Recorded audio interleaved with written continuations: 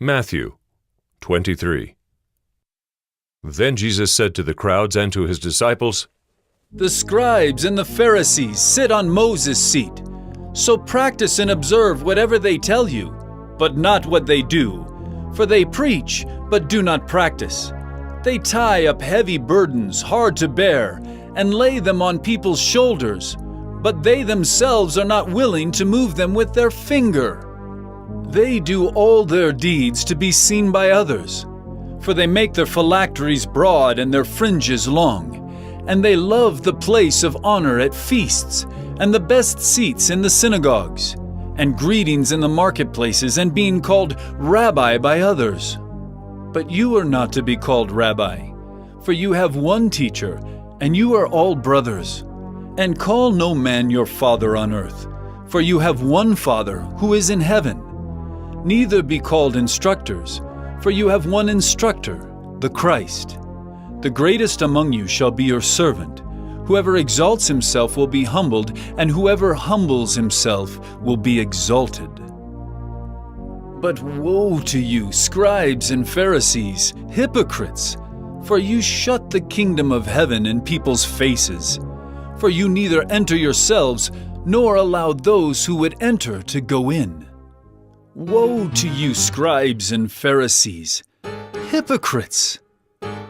For you travel across sea and land to make a single proselyte, and when he becomes a proselyte, you make him twice as much a child of hell as yourselves.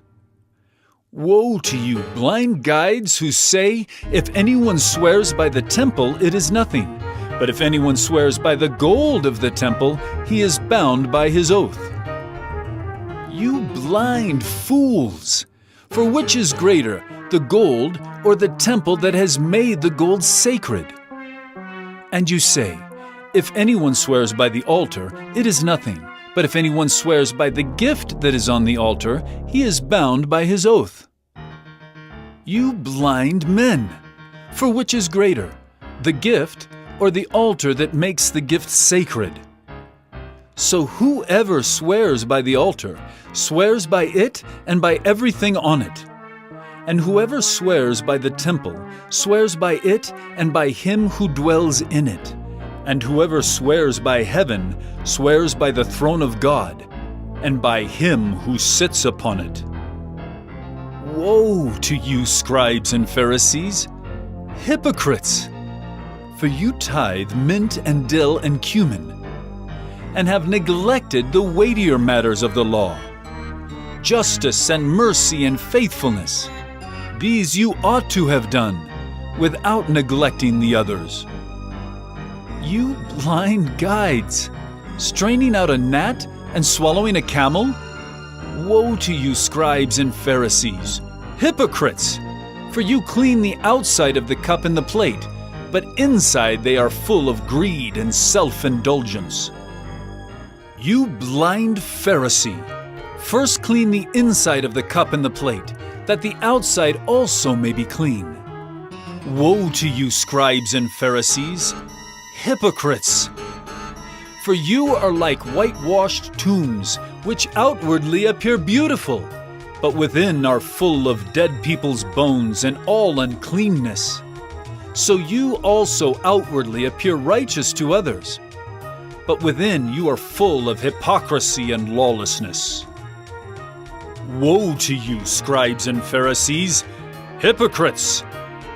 For you build the tombs of the prophets and decorate the monuments of the righteous, saying, if we had lived in the days of our fathers, we would not have taken part with them in shedding the blood of the prophets.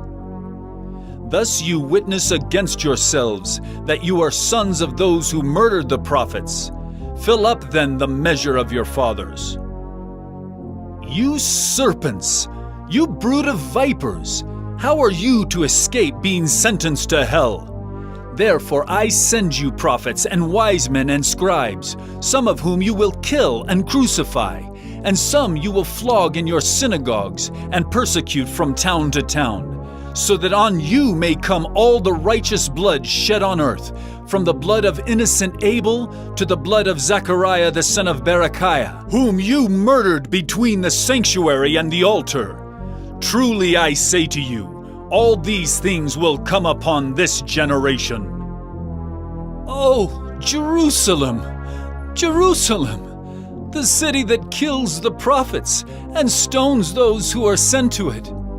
How often would I have gathered your children together, as a hen gathers her brood under her wings, and you would not. See, your house is left to you desolate. For I tell you, you will not see me again until you say, 'Blessed is he who comes in the name of the Lord.'"